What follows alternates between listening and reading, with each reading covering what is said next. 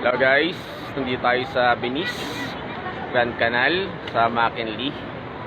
Yun, bali almost 7 years na natin ginagawa to, na pupunta sa iba't ibang lugar na solo. Kaya tuwang-tuwa sila mami, oh, nakakasama sa vlog ko.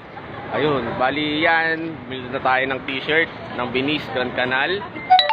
Tapos kumain tayo kay Tito Marvin sa Secret Kitchen niya.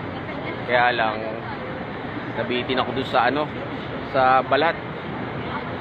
Yun. Yan guys, daming tao dito ngayon. Yan.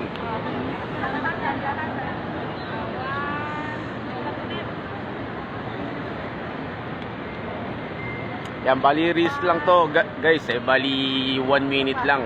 Bali gagawa pa ako ng vlog natin sa inyo. Okay guys, love you all.